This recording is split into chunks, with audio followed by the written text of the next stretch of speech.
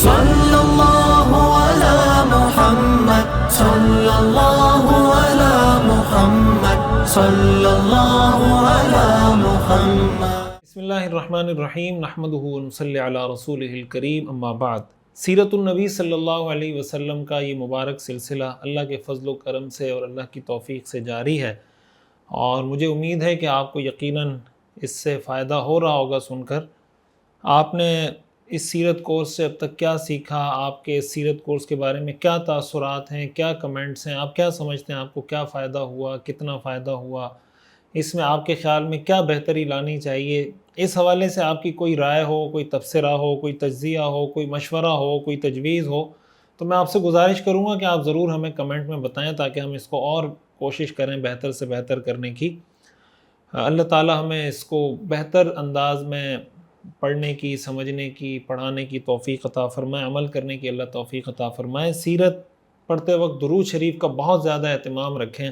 اللہم صلی علی سیدنا و مولانا و شفیعنا و سیدنا محمد وعلی آل سیدنا و مولانا محمد وبارک وسلم۔ جتنا زیادہ درود شریف کا اہتمام کریں گے، اللہ تعالیٰ کی ذات سے امید ہے کہ انشاءاللہ اس کے سمجھنے میں بھی اللہ تعالیٰ مدد فرمائیں گے اور اس پر عمل کرنے کی بھی اللہ توفیق عطا فرمائیں گے۔ اور ہمیشہ کی طرح میں ہر سیرت کی کلاس کے شروع میں یہ عرض کرتا ہوں کہ آپ سیرت کی اس کلاس کو جسٹ ایک ویڈیو کے طور پر دیکھ کے گزاریں نہیں، کہ بس ایک یوٹیوب، ایک سوشل میڈیا کی نفسیات یہ ہیں کہ ہر چیز کو جلدی جلدی میں دیکھیں، گزار دیں۔ یہ ایک علمی، ایک تعلیمی، ایک ایجوکیشنل پورا ایک سبجیکٹ ہے جس کو ہم لے کے چل رہے ہیں۔ تو اس ویڈیو کو، سیرت کے پورے کورس کو آپ ایک سبق کے طور پر لیں، اس کو بار بار سنیں، دوستوں کے ساتھ سنیں، گھر والوں کے ساتھ سنیں۔ اس کی بہت زیادہ ضرورت ہے، بہت زیادہ اہمیت ہے۔ میں اس اہمیت کو بار بار بیان کرتا رہتا ہوں۔ حقیقت یہ کہ میرے پاس اس کی اہمیت بیان کرنے کے لیے الفاظ نہیں ہیں۔ میں یہ سمجھتا ہوں جتنا جلد ہم سیرت کی طرف آئیں گے، جتنا جلد ہم اپنی اس غلطی سے توبہ کریں گے کہ ہم نے جو سیرت کو بالکل پڑھایا نہیں، بالکل اس کو ایک سائڈ پہ کیا ہوا ہے، جتنا جلدی ہم اس کی طرف آئیں گے اللہ تعالیٰ اتنا ہی جلدی ہمارے حالات اللہ بہتر کرے گا۔ آج کا جو ہمارا موضوع ہے، پچھلے سبق میں ہم نے یہ پڑھا تھا کہ غار حرا کا جو پورا تفصیلی واقعہ تھا کہ حضور علیہ السلام پر وحی کیسے نازل ہوئی، حضرت جبریل علیہ السلام تشریف لائے، پوری تفصیل ہم نے پڑھی۔ آج کے سبق میں ہم اس واقعے سے حاصل ہونے والے اسباق سیکھیں گے کہ ہمیں اس واقعے سے کیا کیا سبق ملتا ہے، اور آج کے زمانے کے ساتھ اس کو ریلیٹ کرنے کی کوشش کریں گے کہ ہمیں اس سے آج کے دور میں کیا کیا چیزیں سیکھنے کو ملتی ہیں۔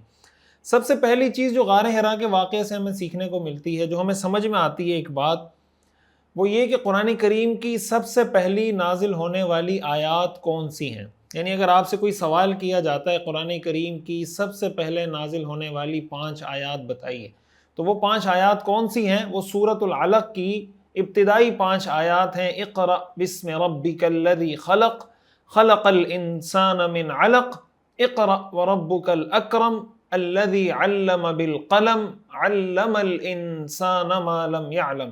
یہ وہ 5 آیات ہیں جو سب سے پہلے وحی کے طور پر نازل ہوئیں۔ ظاہر صحیح بخاری، صحیح مسلم کی احادیث ہم پچھلے درس میں پڑھ چکے ہیں۔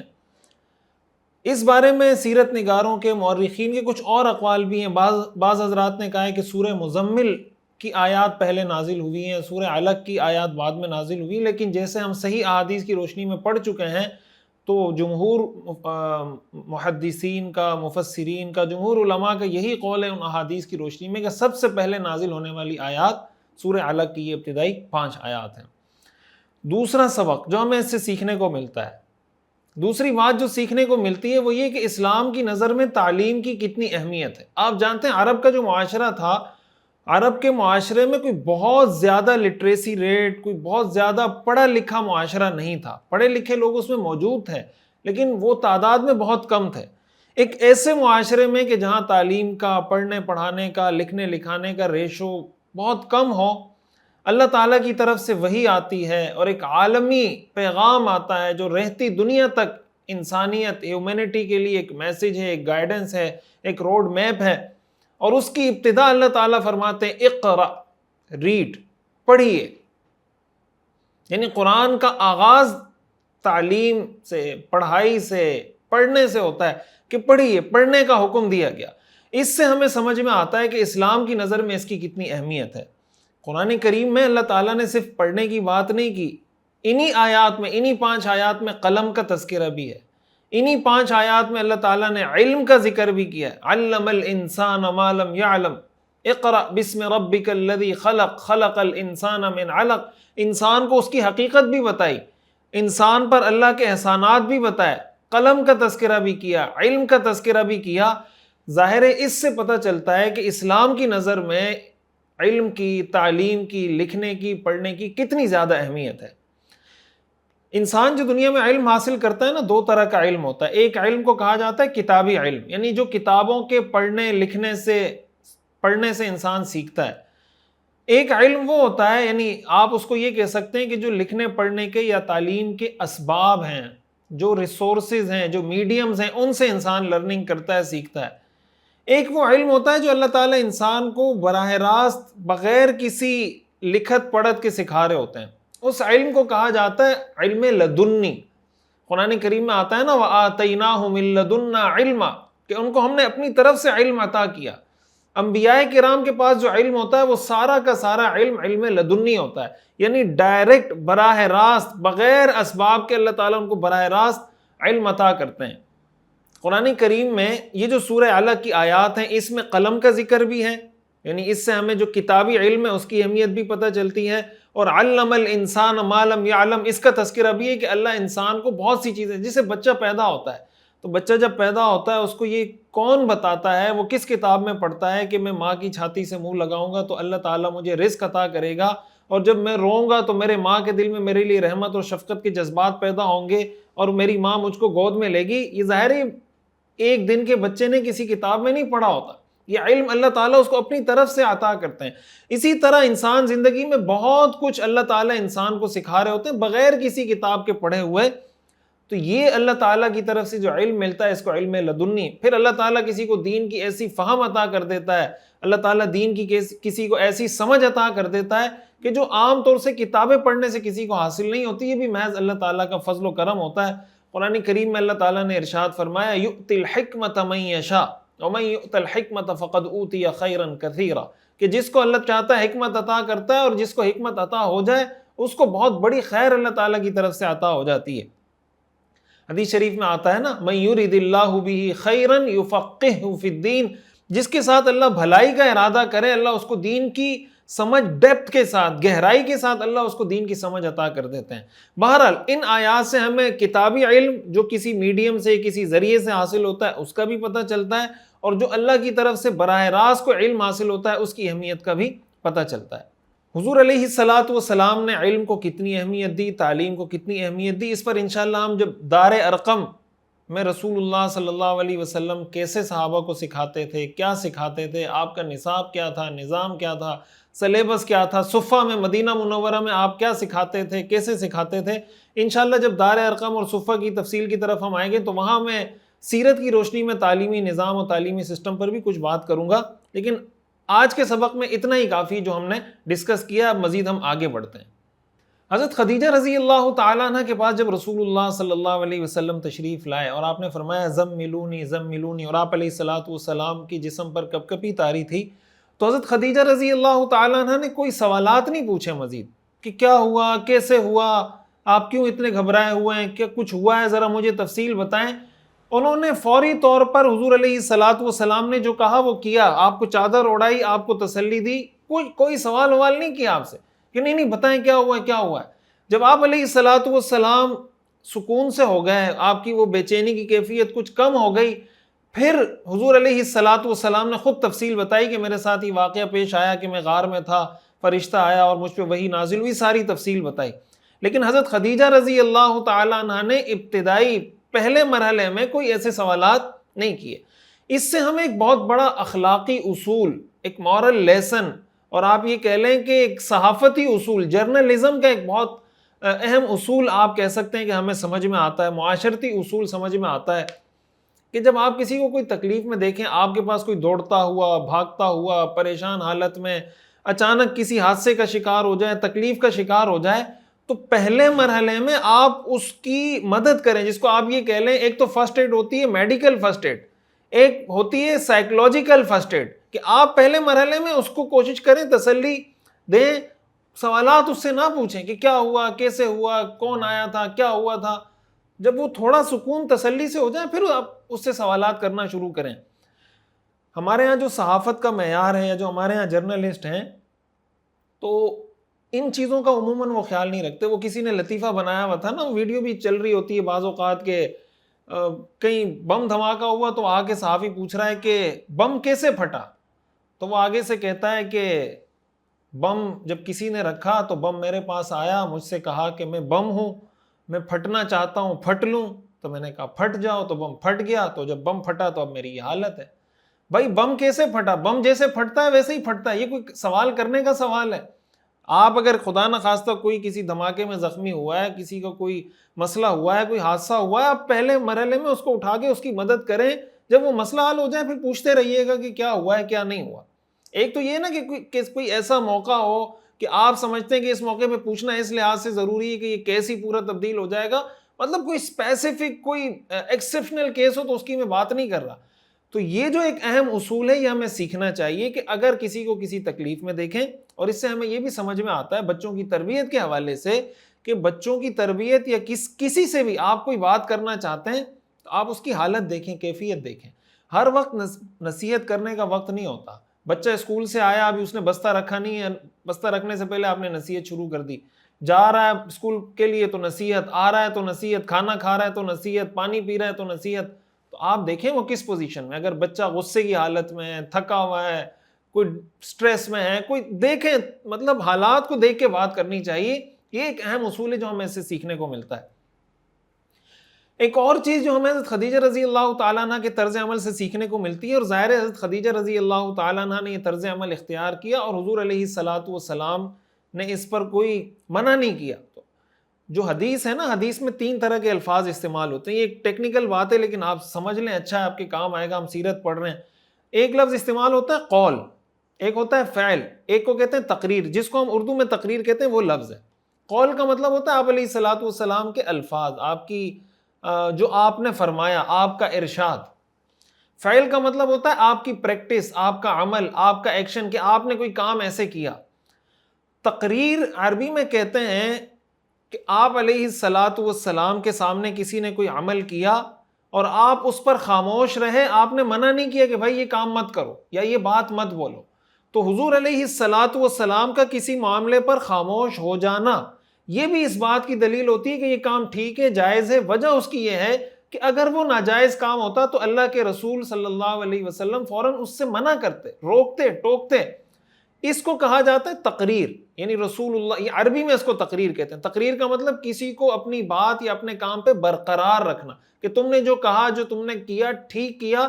یہ زبان سے حضور علیہ الصلاۃ والسلام نے نہیں فرمایا ہوتا, لیکن آپ کی خاموشی اس بات کی دلیل ہوتی ہے. تو جس طرح آپ علیہ الصلاۃ والسلام کے قول کو سنت اور حدیث کہا جاتا ہے, آپ کے فعل اور آپ کے عمل اور ایکشن اور پریکٹس کو حدیث اور سنت کہا جاتا ہے, اسی طرح آپ کی تقریر کو بھی سنت اور حدیث کہا جاتا ہے.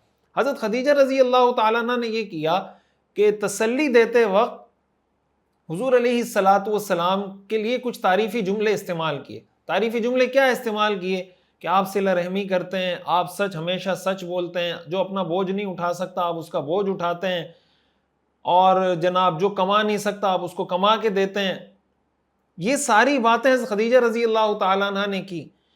اس سے ہمیں جو سیکھنے کو ملتا ہے وہ کیا سیکھنے کو ملتا ہے کہ اگر آپ کو, اس سے ہمیں یہ سیکھنے کو ملتا ہے کہ کسی کے منہ پر اس کی سچی تعریف اگر کرنا چاہیں تو کر سکتے ہیں, اس کی اجازت ہے, لیکن اس میں شرط یہ ہے کہ تعریف میں کسی قسم کے دھوکے کا ایلیمنٹ نہ ہو, کہ آپ اس کو دھوکہ دینے کی کوشش کر رہے ہوں. اسی طرح آپ کو یہ پتا ہو کہ یار میری تعریف سے وہ کہیں تکبر میں, ایروگینس میں, عجب میں مبتلا نہیں ہو جائے گا. اسی کے ساتھ ساتھ تعریف کرتے وقت جھوٹی تعریف نہ کریں, کہ آپ کو اس سے کوئی کام نکالنا ہے تو جھوٹی تعریف. ظاہر ہے جھوٹی تعریف جھوٹ ہے, اور جھوٹ ناجائز اور حرام اور کبیرہ گناہ ہے. مبالغہ آرائی سے بھی کام نہ لیں کہ بات, جس کو کہتے ہیں نا رائی کا پہاڑ بنانا, زمین آسمان کے قلابے ملانا, اس طریقے سے کسی کی تعریف کرنا یہ بھی شریعت میں پسندیدہ عمل نہیں ہے. اور اگر تعریف سے مقصد کسی کی حوصلہ افزائی ہو, کسی نے کوئی اچھا کام کیا, آپ اس کی تعریف اس لیے کر رہے ہیں کہ اس کی حوصلہ افزائی ہو جائے, یہ اور اس کام میں آگے بڑھے, یا کوئی کسی غم میں ہے، ڈپریشن میں ہے، ٹینشن میں ہے، پریشانی میں ہے، کسی حادثے کا شکار ہوا ہے، آپ اس لیے اس کی تعریف کر رہے ہیں کہ یار یہ اس غم سے تھوڑا نکل جائے، تھوڑا سا اس کی ٹینشن ریلیز ہو جائے، تھوڑا سا یہ جو اس مشکل میں پڑا ہوا ہے تھوڑا سا اس کا ذہن تبدیل ہو جائے، اس مقصد کے لیے اگر کوئی تعریف کر رہا ہے تو یہ تعریف نہ صرف یہ کہ جائز ہے بلکہ مستحب ہے، پسندیدہ عمل ہے۔ کیوں پسندیدہ عمل ہے؟ حضرت خدیجہ رضی اللہ تعالیٰ عنہ نے یہی کیا تھا۔ حضور علیہ الصلاۃ والسلام کی تعریف کرنے کا مقصد یہ تھا کہ آپ یہ سب کرتے ہیں، مقصد یہ تھا کہ حضور علیہ الصلاۃ والسلام اپنے اس غم کی کیفیت سے، پریشانی کی کیفیت سے نکلیں۔ اس سے معلوم ہوتا ہے کہ یہ بہت اہم چیز ہے، اور میں کچھ احادیث بھی آپ کے سامنے ذکر کرتا ہوں۔ حدیث شریف میں رسول اللہ صلی اللہ علیہ وسلم نے ارشاد فرمایا، احب الاعمال الی اللہ تعالی، احب الاعمال الی اللہ عز وجل سرور تدخلہ علی مسلم۔ اللہ کی نظر میں پسندیدہ عمل، یعنی اعمال میں سب سے پسندیدہ عمل وہ خوشی ہے جو آپ کسی مسلمان کے دل میں داخل کریں، یعنی کسی مسلمان کے دل کو خوشی پہنچانا، یہ اللہ کی نظر میں سب اعمال میں سب سے پسندیدہ عمل ہے۔ تو اگر کوئی آدمی غم کی کیفیت میں، پریشانی کی کیفیت میں ہے، ایسے موقع پر اس کی تعریف کرنا جائز، سچی تعریف اس انداز سے کہ وہ تھوڑا خوش ہو جائے، غم کی کیفیت سے نکل جائے، شریعت کی نظر میں یہ بہت ہی پسندیدہ اور محبوب عمل ہے۔ اچھا، بعض لوگ اس معاملے میں، ہمارے یہاں اس معاملے میں دو ایکسٹریم ہیں۔ ایک ایکسٹریم یہ ہے، ایک انتہا یہ ہے کہ کسی کی زبان سے، بعض لوگ ایسے ہوتے ہیں کہ ان کے منہ سے کسی کی تعریف نکلتی ہی نہیں، بہت زیادہ تعریف کے معاملے میں، حوصلہ افزائی کے معاملے میں کنجوس ترین لوگ ہوتے ہیں، ان کے منہ سے کوئی بات کسی کی حوصلہ افزائی کے لیے نہیں نکلتی، کوئی تعریف کا جملہ جہاں بولنا چاہیے وہاں بھی ان کی زبان سے نہیں نکلتا۔ یہ شریعت کی نظر میں پسندیدہ طرز عمل نہیں ہے۔ کچھ لوگ ایسے ہوتے ہیں جن کا کام یہی ہوتا ہے کہ بس ان سے اگر کوئی دنیا میں ان کو اگر کوئی کام آتا ہے وہ یہی آتا ہے کہ ان سے کسی کی تعریف کروا لو، اس میں پھر جھوٹ سچ ادھر ادھر کی باتیں جو ملانی ہے وہ پھر جو قلابیں ملاتے ہیں اور جو بندے کو آسمان پہ پہنچاتے ہیں، تو بندہ بھول جاتا ہے۔ وہ کہتے ہیں نا کہ چھت پہ چڑھا کے سیڑھی اتار دیں، بھئی آپ نے اس کو اتنا چڑھا دیا، آپ ایسے ہیں، فلانے فلانے فلانے۔ اور یہ ہر طرح کے لوگ کر رہے ہوتے ہیں، شاگرد اپنے استادوں کے ساتھ کر رہے ہوتے ہیں، مرید اپنے پیروں کے ساتھ کر رہے ہوتے ہیں، چھوٹے بڑوں کے ساتھ کر رہے ہوتے ہیں، یہ ہر جگہ یہ چیزیں چل رہی ہوتی ہیں۔ تو اس میں شریعت نے ایک حد رکھی ہے کہ بالکل اس معاملے میں کنجوس ہونا اور بہت زیادہ مبالغہ آرائی کرنا، یہ دونوں پسندیدہ عمل نہیں ہے۔ میں نے آپ کے سامنے عرض کیا نا کہ بھائی کسی کو ایک جائز خوشی فراہم کرنا حدیث شریف میں آتا ہے نا۔ مثال کے طور پر کوئی آدمی نیا لباس پہنتا ہے، نئے جوتے پہنتا ہے، نئی گاڑی خریدی ہے، نیا گھر خریدا ہے، کوئی بھی ایسی نئی چیز ہے اس کے پاس، تو اس کو مبارکباد دینی چاہیے۔ اب جب آپ اس کو مبارکباد دیں گے تو وہ اس کو لگے گا کہ یار میں نے کپڑے پہنے، میرے یہ کپڑے اس کو اچھے لگے، یا میری یہ گاڑی اس کو اچھی لگی، یا میرا یہ موبائل اس کو اچھا لگا، تو جب آپ اس کو کہیں گے مبارک ہو، اس کو خوشی ہوگی۔ تو یہ خوشی اس کو پہنچانا یہ مستحب عمل ہے۔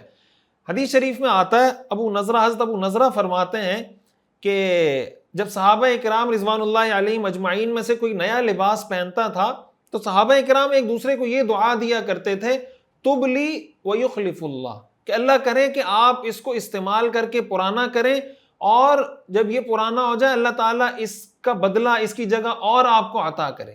کتنی اچھی دعا ہے۔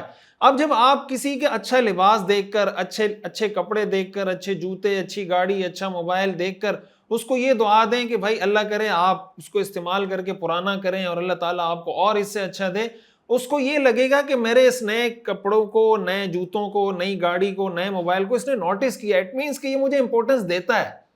اس سے یہ لگے گا کہ یہ آدمی مجھے اہمیت دیتا ہے، اس کا مجھ پہ نظر ہے۔ تو جب آپ یہ اہمیت اس کو دیں گے اس کو خوشی ہوگی، اور اس سے آپ کا جو باہمی تعلق ہے وہ بہتر ہوگا۔ اور ظاہر شریعت یہی چاہتی ہے کہ مسلمانوں کا آپس میں جو تعلق ہو وہ محبت کا ہونا چاہیے۔ تو صحابہ اکرام رضوان اللہ علیہم اجمعین آپس میں ایک دوسرے کو یہ مبارکباد دیا کرتے تھے ان الفاظ کے ساتھ۔ اس سے بھی معلوم ہوتا ہے کہ ایسے موقع پر کسی کی تعریف کرنا، کسی کو مبارکباد دینا، تاکہ اس کو یہ لگے کہ بھائی یہ مجھے امپورٹنس دیتا ہے، اس کی بہت زیادہ اہمیت ہے۔ یہی معاملہ استادوں کو شاگردوں کے ساتھ کرنا چاہیے، یہی معاملہ شیخ کو اپنے مریدوں کے ساتھ کرنا چاہیے، یہی معاملہ والدین کو اولاد کے ساتھ کرنا چاہیے، اور وائس ورثہ کہ اولاد والدین کے ساتھ، شاگرد استاد کے ساتھ، مرید پیر کے ساتھ، چھوٹا بڑے کے ساتھ، وغیرہ وغیرہ۔ یہ سب کو ایک دوسرے کے ساتھ اس طریقے سے لے کے چلنا چاہیے۔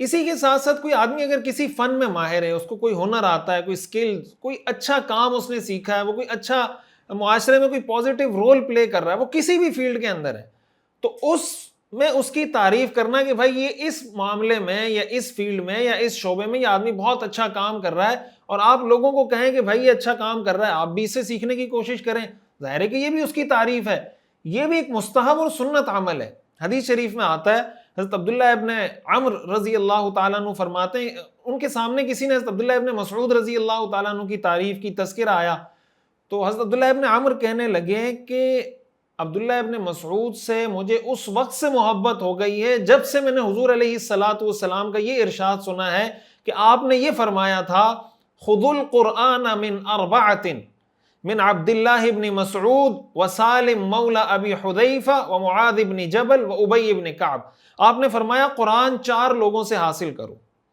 خذ القرآن من اربعۃ، 4 لوگوں سے قرآن حاصل کرو، عبداللہ ابن مسعود، سالم مولا ابی حذیفہ، معاذ ابن جبل اور ابی ابن کعب۔ اب یہ کیا ہے؟ یہ ان کی تعریف ہے ان 4 صحابہ کی کہ بھائی ان 4 صحابہ کو قرآن میں بہت مہارت حاصل ہے، آپ نے اگر قرآن کی تجوید، قراءت، تلفظ قرآن سیکھنا ہے تو ان صحابہ سے سیکھیں۔ اس سے یہ معلوم ہوتا ہے کہ اگر کسی کے پاس کوئی ایسا ٹیلنٹ، کوئی ایسی اسکل، کوئی ایسی صلاحیت ہے، سیرت سے ہمیں یہ سیکھنے کو ملتا ہے کہ اس کی تعریف کرنی چاہیے، لوگوں کو اس کی طرف متوجہ کرنا چاہیے۔ اور ضمناً اس میں یہ بات بھی عرض کر دوں کہ اس سے یہ بھی پتہ چلتا ہے، جو ہمارے ہاں کہا جاتا ہے نا کہ ہر آدمی قرآن کا ماہر ہو سکتا ہے، ہر آدمی قرآن کا ماہر ہو سکتا ہے، اس سے یہ پتہ چلتا ہے کہ حضور نے صحابہ کرام کو بھی یہ بتایا کہ تم میں قرآن کے تلفظ، قراءت و تجوید کے جو ماہرین ہیں وہ یہ 4 صحابہ ہیں، لہٰذا اگر تم نے قرآن سیکھنا ہے تو ان سے سیکھیں۔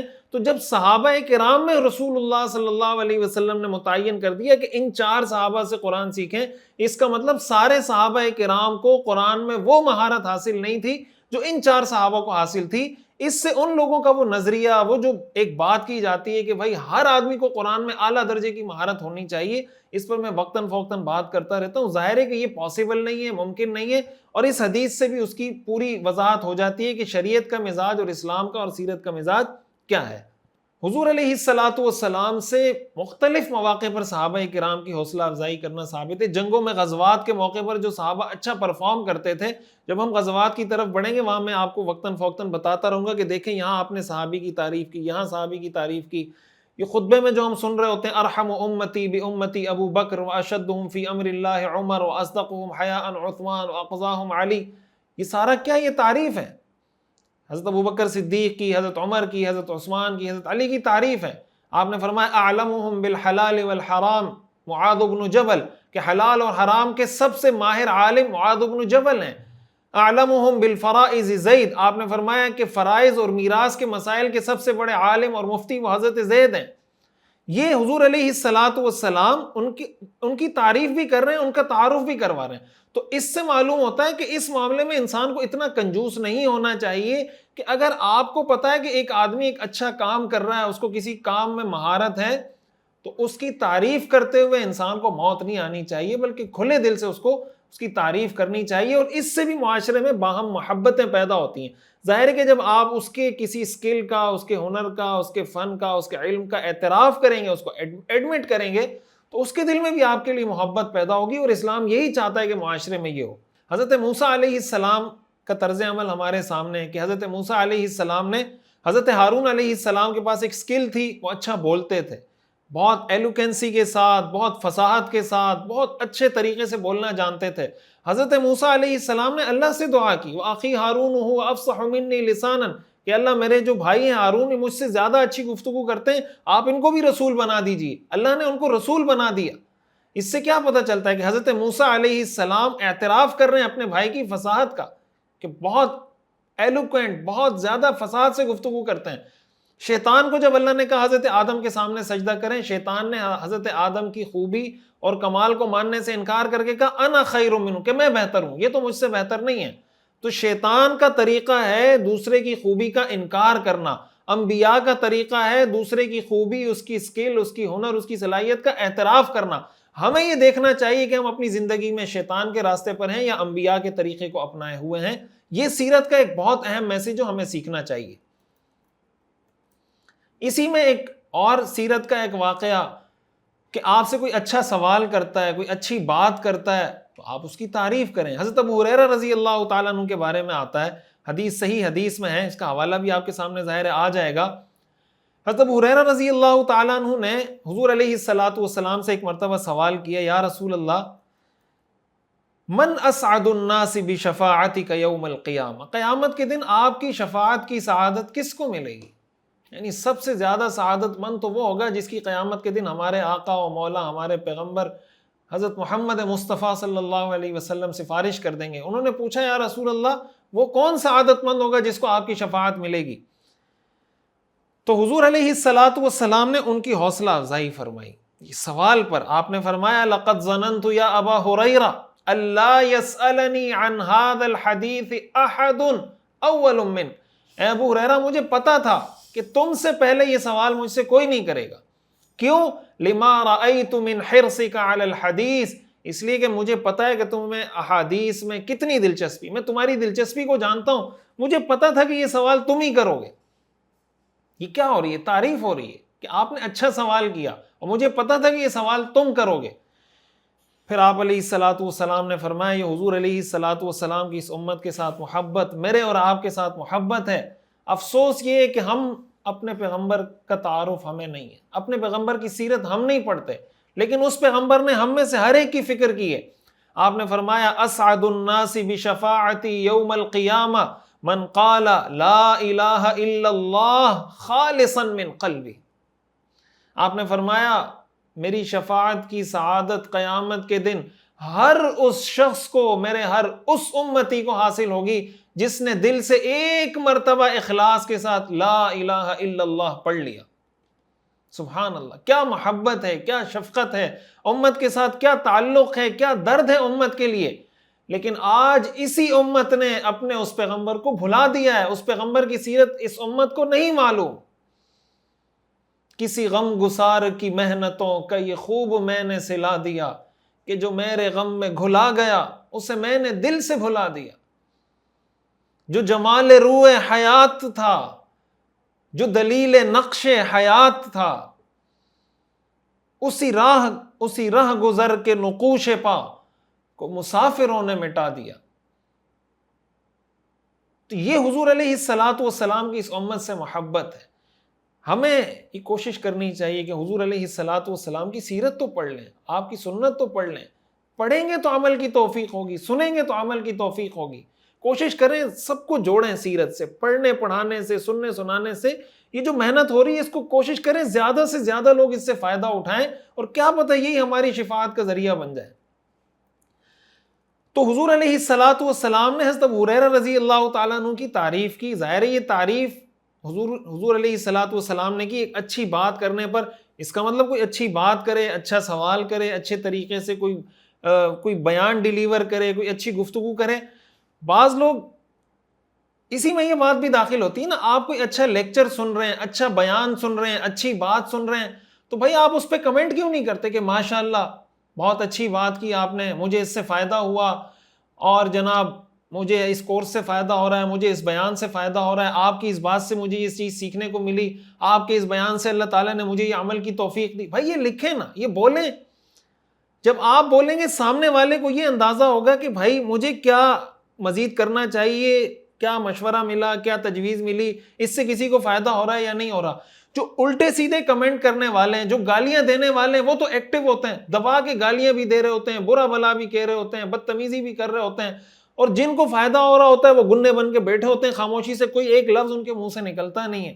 اس میں بھی اعتدال، ایک تو ہوتا ہے نا کہ مبالغہ آ رہی، جو جسے میں بتا رہا ہوں یہ سارا سیرت ہے، یہ ہمیں سیکھنا چاہیے۔ میں جب یہ بات کرتا ہوں کہ بھائی سیرت سے ہمیں سیکھنا چاہیے، فیس بک کیسے استعمال کریں، یوٹیوب کیسے استعمال کریں، تو لوگ کہتے ہیں یار سیرت سے ہمیں کیسے ملتا ہے۔ یہ ایک چیز میں آپ کو بتا رہا ہوں کہ آپ نے کہاں کمنٹ کرنا ہے اور کیسے کمنٹ کرنا ہے، اور کوئی اچھی چیز، اچھی بات سننے کو ملے تو کیا کمنٹ کرنا چاہیے۔ حضرت خدیجہ رضی اللہ تعالیٰ عنہ نے جو تعریف کی، حضرت خدیجہ نے صرف تعریف نہیں کی، وجہ بھی بتائی۔ حضرت خدیجہ نے فرمایا واللہ لا یخزیک اللہ ابدا، اللہ کی قسم اللہ آپ کو کبھی ضائع نہیں کرے گا، رسوا نہیں کرے گا۔ کیوں؟ انک لتصل الرحم وتحمل الکل وتقری الضیف وتعین علی نوائب الحق وتکسب المعدوم۔ دلائل بھی بتائے، وجوہات بھی ذکر کی، ریزنز بھی بتائیں تو جب کسی کو تسلی دینی ہو، کسی کی کوئی حوصلہ افزائی کرنی ہو تو ساتھ وجہ بھی بتا دیں کہ بھائی مجھے یہ چیز، مثلا مجھے اس چیز سے یہ فائدہ ہوا، یہ فائدہ ہوا، یہ فائدہ ہوا، یہ فائدہ ہوا، آپ کا یہ طریقہ درست ہے، اس لیے درست ہے، اس لیے درست ہے، اس لیے درست ہے، آپ پریشان نہ ہو، آپ ٹینشن نہ لیں، اس لیے کہ آپ یہ کرتے ہیں، یہ کرتے ہیں، یہ کرتے ہیں۔ تو اس طریقے سے جب آپ، یہ کمیونیکیشن سکلز ہیں سیرت سے ہمیں، قرآن حدیث تو ظاہر ہے سارا کمیونیکیشن ہے، اللہ کی کمیونیکیشن ہے بندے کے ساتھ، حدیث رسول اللہ صلی اللہ علیہ وسلم کی کمیونیکیشن ہے اس امت کے ساتھ۔ سیرت اور سنت سے جو ہمیں کمیونیکیشن سکل سیکھنے کو ملتے ہیں، یہ کہیں اور سے سیکھنے کو نہیں مل سکتے۔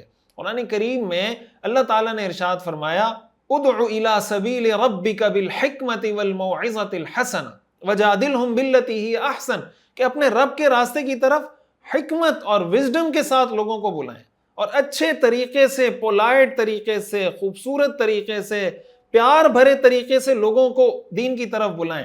اگر کسی سے مکالمہ کرنا ہے، ڈیبیٹ کرنی ہے، مباحثہ کرنا ہے، گفتگو کرنی ہے، ڈائلاگ کرنا ہے، ڈسکشن کرنی ہے، وہ بھی بڑے طریقے اور سلیقے سے کریں۔ یہ قرآن ہمیں کمیونیکیشن سکل سکھا رہا ہے، رسول اللہ صلی اللہ علیہ وسلم کی سیرت سے ہمیں کمیونیکیشن سکل سیکھنے کو مل رہی ہیں۔ یہ کمیونیکیشن سکل اپنے بچوں کو سکھائیں۔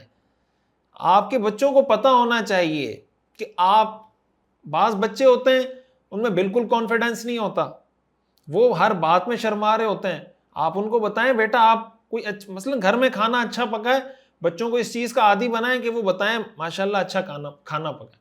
اگر کھانا ان کو سمجھ نہیں آ رہا تو اس کی عادت نہ ڈلوائیں کہ وہ کہیں کہ کھانا صحیح نہیں بنا، یہ عادت نہ ڈلوائیں، لیکن اگر اچھا بنا ہے تو ان کو کہیں کہ کوئی ایسا جملہ جس سے کسی والدہ کی، گھر والوں کی، بہن کی حوصلہ افزائی ہو جائے، ایسا منہ کبھی کہیں پھوٹ لیا کریں منہ سے، کبھی زبان سے نکال لیا کریں ایسی بات، اس کا بچوں کو عادی بنائیں۔ کوئی اچھی چیز، بعض بچے بالکل کانفیڈنس لیس ہوتے ہیں، کوئی کانفیڈنس ان میں نہیں ہوتا، بہت زیادہ شائع، اور بعض اوور کانفیڈنس ہوتے ہیں، جو بات نہیں کرنے کی ہوتی وہ بھی کر رہے ہوتے ہیں۔ تو اس میں جیسے میں بتا رہا ہوں کہ جو اعتدال ہونا چاہیے، اس طرح کا اعتدال پیدا کرنے کی بچوں کی تربیت جب کریں اس طریقے سے کرنی چاہیے۔ تو یہ جو حضور علیہ الصلوۃ والسلام کی زندگی کا حصہ ہے، میں تو یہ مختصراً کچھ چیزیں ذکر کر رہا ہوں، اگر صرف اس ایک موضوع پہ بات کروں تو یہ 3-4 گھنٹے اس پہ آپ قرآن، حدیث اور سیرت کے واقعات کی روشنی میں تفصیلی بحث کر سکتے ہیں، لیکن میں ایک شریعت کا پرسپیکٹو سمجھانے کی کوشش کر رہا ہوں، اور یہ سمجھانے کی کوشش کر رہا ہوں کہ یہ دماغ میں ہمارے اتر جائے یہ بات کہ اسلام کمپلیٹ کوڈ آف لائف ہے۔ دیکھیں ایک ایک چیز سیرت سے ہمیں سیکھنے کو مل رہی ہے۔ آپ مجھے بتائیں نا، یہ کتنی بہترین تعلیم ہے، ایسی تعلیم ہے کہ اس میں کوئی ڈاؤٹ نہیں، کوئی شک نہیں، کوئی شک شبے کی گنجائش نہیں، بہترین اتھینٹک چیزیں سیکھنے کو مل رہی ہیں۔ یہ ہمیں دنیا میں بھی کام آئیں گی، آخرت میں بھی کام آئیں گی۔ تو سیرت پڑھنا ضروری ہے یا نہیں؟ یہی میں کہتا ہوں کہ میرے پاس الفاظ نہیں ہیں یہ بتانے کے لیے کہ سیرت کتنی اہم چیز ہے، سیرت کا پڑھنا کتنا اہم ہے۔ اب یہ ساری چیزیں ایک بیان میں یا ایک گفتگو کرتے ہوئے انسان کیسے کسی کو بتا سکتا ہے کہ بھائی یہ بہت اہم ہے۔ اب جب ہم نے یہ بات کی کہ بھائی جائز تعریف، حوصلہ افزائی، تسلی دینی چاہیے، جو دوسری ایکسٹریم ہے میں اس کے بارے میں بھی سیرت کا بتا دیتا ہوں۔ بعض لوگوں کا جو مزاج ہوتا ہے جھوٹی تعریف کرنے کا، حدیث شریف میں آتا ہے رسول اللہ صلی اللہ علیہ وسلم نے ارشاد فرمایا کبرت خیانتا ان تحدث اخاک حدیثا هو لك به مصدق وانت به کاذب۔ سب سے بڑی خیانت یہ ہے کہ تم اپنے بھائی سے بات کرو جس میں وہ تمہیں سچا سمجھ رہا ہے اور تم جھوٹ بول رہے ہو، یعنی وہ تم پہ اعتماد کر رہا ہے، یقین کر رہا ہے کہ یار یہ بول رہا ہے تو ٹھیک ہی بول رہا ہوگا۔ وہ کسی نے لکھا تھا، ہمارے بڑوں میں سے کسی نے لکھا ہے کہ انسان، حضرت تھانوی رحمۃ اللہ علیہ نے لکھا غالباً کہ اپنی تعریف ایسی چیز ہے کہ جو جھوٹی بھی ہو نا تو اچھی لگتی ہے۔ یعنی مثال کے طور پر آپ کی کوئی تعریف کر رہا ہے اور ایسی تعریف کر رہا ہے کہ آپ کو پتا ہے کہ یہ 100% جھوٹ بول رہا ہے، تو ظاہر ہے کہ اس کا مطلب آپ کو اپنے بارے میں جو علم حاصل ہے وہ 100% یقینی ہے، اور سامنے والے بندے کو آپ کے بارے میں جو علم ہے وہ یقینی، ظاہر ہے وہ تو دوسرا بندہ ہے نا، آپ اپنے آپ کو زیادہ بہتر جانتے ہیں یا سامنے والا بہتر جانتا ہے؟ اب آپ کو پتا ہے کہ مجھ میں یہ کوالٹی نہیں ہے لیکن وہ آپ کی تعریف کر رہا ہے، تو انسان اپنے اس یقینی علم کو چھوڑ کر دوسرے کا جو ڈاؤٹ فل علم ہے اس پہ اعتماد کر لیتا ہے۔ یعنی چاہیے تو یہ تھا کہ جب ڈاؤٹ فل نالج اور بالکل کنفرم نالج آپ کے پاس ہو تو آپ کس کو اڈاپٹ کریں گے؟ بھائی میرے پاس کنفرم علم ہے، آپ تو ویسے ہی اوپر کی بات کر رہے ہیں، لیکن انسان اپنے اس یقینی علم کو چھوڑ کر اس کی غلط بات کو ایکسیپٹ کر لیتا ہے۔ ہمارے استاذ محترم ہمیں فرمایا کرتے تھے اکثر کہ بھائی جب آپ علم حاصل کرتے ہیں، علم حاصل کرنے کے بعد اپنے علاقوں میں جاتے ہیں، گاؤں جاتے ہیں، جہاں سے آپ آئے ہیں وہاں جب جاتے ہیں تو کوئی کہتا ہے مفتی صاحب، کوئی کہتا ہے عالم مولانا صاحب، کوئی کہتا ہے قاری صاحب، کوئی کہتا ہے شیخ صاحب، کوئی کہتا ہے حافظ صاحب۔ جب اتنے لوگ یہ ساری باتیں کرتے ہیں تو بندہ کہتا ہے یار میں کچھ تو ہوں، یہ سارے لوگ غلط تو نہیں ہو سکتے، کوئی مفتی صاحب بول رہا ہے، کوئی مولانا صاحب بول رہا ہے، کوئی حافظ صاحب، کوئی قاری، کچھ تو ہوں، کوئی حاجی صاحب بول رہا ہے۔ تو بعض اوقات کیا ہوتا ہے کہ لوگوں کی جھوٹی تعریفوں سے انسان اتنا متاثر ہو جاتا ہے کہ اس کو پتا ہوتا ہے جھوٹ بول رہا ہے، پھر بھی یقین کر لیتا ہے کہ نہیں سچ بول رہا ہوگا۔ تو بھائی انسان کو اتنا بے وقوف نہیں ہونا چاہیے، اگر ایسی کوئی جھوٹی تعریف کر رہا ہے اس کو روکنا چاہیے، شریعت کا یہ مزاج ہے۔ مطلب سچی تعریف میں اگر کوئی مبالغہ کر رہا ہے اس کو بھی روکنا چاہیے، جھوٹی تعریف والے کو تو بولنے کی اجازت ہی نہیں دینی چاہیے۔ سچی تعریف اگر کر رہا ہو نا، سچی تعریف شریعت کا حکم ہے، لیکن اگر وہ اس میں مبالغہ آرائی کر رہا ہے یا اس میں اندیشہ ہے کہ یہ اتنی تعریف کر رہا ہے کہ سامنے والے میں تکبر آ جائے گا، ایروگنس آ جائے گا، عجب آ جائے گا، اس کو وہیں روک دینا چاہیے۔ حدیث شریف میں آتا ہے کہ ایک شخص نے حضور علیہ الصلوۃ والسلام کے سامنے دوسرے شخص کی تعریف کی، یعنی وہ شخص بھی موجود تھا، اس کی تعریف کرنے لگا۔ آپ علیہ الصلوۃ والسلام نے فرمایا قطعت عنق صاحبک، تم نے اپنے بھائی کی، اپنے دوست کی گردن توڑ دی۔ قطعت عنق صاحبک، تم نے اپنے بھائی کی گردن توڑ دی۔ بار بار آپ یہ فرماتے رہے۔ پھر آپ نے فرمایا ویلک، افسوس کی بات ہے، آپ نے فرمایا کہ اگر تم میں سے کسی نے اپنے بھائی کی خواہ مخواہ تعریف کرنی ہی ہے تو اس کو یہ کہنا چاہیے کہ احسبہ کذا واللہ حسیب، کہ میں یہ سمجھتا ہوں کہ وہ ایسا ہے، بالکل 100% شورٹی کے ساتھ، یقین کے ساتھ، کانفیڈنس کے ساتھ کہ نہیں وہ تو غلط ہو ہی نہیں سکتا۔ یہ کہیں کہ میں یہ سمجھتا ہوں، میری دانست کے مطابق، میرے اوپینین کے مطابق، میری نالج کے مطابق وہ آدمی اچھا ہے، یا اس میں یہ کوالٹی ہے یا یہ خوبی ہے۔ آپ نے فرمایا یہ کہا کریں احسبہ کذا، میں اس کو یوں سمجھتا ہوں، واللہ حسیب، باقی اللہ بہتر جانتا ہے۔ ولا ازکی علی اللہ احدا، اور میں اللہ کے سامنے کسی کو بے عیب نہیں ثابت کر سکتا، یعنی اگر اس میں کوئی خامی ہے، کوئی غلطی ہے، کوئی فالٹ ہے، تو میں اللہ کے سامنے تو نہیں ثابت کر سکتا کہ نہیں یا اللہ یہ اس میں فالٹ نہیں ہے، اللہ بہتر جانتا ہے یا میں بہتر جانتا ہوں۔ تو آپ نے فرمایا اگر تعریف کرنی ہے تو یہ لفظ ساتھ کہہ دیا کریں کہ میرا خیال یہ ہے، میری نالج، میری انفارمیشن کے مطابق یہ بندہ ٹھیک ہے۔ اس طریقے سے بالکل بے محابہ، بالکل لمٹ لیس ہو کر جو منہ میں آئے کسی کی تعریف میں بولتے چلے جانا، یہ شریعت میں پسندیدہ نہیں۔ آپ نے فرمایا یہ تعریف بھی وہ شخص اس وقت کرے اگر وہ اس کے حال کو جانتا ہو، اگر جانتا نہیں ہے تو جانے بغیر ویسے ہی تعریفیں شروع کر دینا، یہ شریعت کی نظر میں پسندیدہ عمل نہیں ہے۔ حدیث شریف میں آتا ہے کہ ایک شخص نے حضرت عثمان رضی اللہ تعالیٰ عنہ کے سامنے نا ان کی بہت زیادہ تعریفیں شروع کر دی، بہت تعریفوں پہ تعریفیں کیے جا رہے ہیں۔ وہاں حضرت مقداد ابن الاسود رضی اللہ تعالیٰ عنہ بیٹھے ہوئے تھے۔ حضرت مقداد ابن الاسود بہت سینئر صحابی ہیں، السابقون الاولون میں سے، جو بالکل ابتدا میں مسلمان ہوئے تھے صحابہ۔ تو یہ ان کا جسم بھاری تھا، تو یہ اپنے گھٹنوں کے بل بیٹھے اور ریت مٹی اٹھا کر، کنکریاں اٹھا کر اس آدمی کے منہ پہ ڈالنے لگے۔ یہ صحیح بخاری کی حدیث ہے۔ تو لوگ حیران ہو گئے یہ کیا کر رہے ہیں؟ تو عثمان رضی اللہ تعالیٰ عنہ نے پوچھا کہ آپ یہ کیا کر رہے ہیں؟ تو انہوں نے کہا کہ میں نے رسول اللہ صلی اللہ علیہ وسلم کو یہ فرماتے ہوئے سنا ہے، اذا رأیتم المداحین فاحثوا فی وجوہہم التراب، کہ جب تم ان لوگوں کو دیکھو جو تعریف میں مبالغہ کر رہے ہیں، ایگزیجریشن کر رہے ہیں، بہت زیادہ تعریفوں کے پل باندھتے چلے جا رہے ہیں، ان کے منہ میں مٹی پھینک دیا کرو۔ تو جو آدمی بہت زیادہ مبالغہ آرائی کر رہا ہو، ایسے آدمی کو تعریف سے منع کرنا چاہیے۔ اگر آپ کے منہ پہ کر رہا ہے آپ خود منع کریں اس کو، اور اگر کوئی منہ پہ نہیں کر رہا، وہ یہ حدیث سن رہا ہے، یہ سیرت کا یہ واقعہ سن رہا ہے، اس کو خود اپنے اخلاق اور کردار ایسا بنانا چاہیے کہ وہ اس پر کوئی آبجیکشن شریعت کے پوائنٹ آف ویو سے، سیرت کے پوائنٹ آف ویو سے نہ ہوتا ہو۔ میں نے شروع میں تفصیل بتا چکا ہوں کہ کسی کی تعریف کرنی ہے تو کیسے کی جائے۔ تو یہ جو ہمارے ہاں بعض لوگوں کا مزاج ہوتا ہے نا، چاپلوسی کا، چمچگیری کا، مکھن لگانے کا، اور جناب ویسے ہی بلا وجہ کسی کو چڑھانے کا کہ آپ تو ایسے ہیں اور آپ تو ویسے ہیں، یہ جو مسکا پالش لگانے کا جو اسلوب ہے یہ شریعت کی نظر میں بالکل پسندیدہ نہیں۔ یہ آپ یہ سمجھیں کہ کامیابی حاصل کرنے کا شارٹ کٹ ہے، جیسے ہمارے لوگوں کے مزاج ہے نا، ہر چیز میں شارٹ کٹ تلاش کرتے ہیں۔ کچھ لوگوں کا مزاج ہوتا ہے کہ وہ کسی ادارے میں، کسی محکمے میں، کسی شعبے میں ہیں تو وہ اس طریقے سے آگے بڑھنا چاہتے ہیں کہ بس مکھن لگاتے جاؤ، آگے بڑھتے چلے جاؤ۔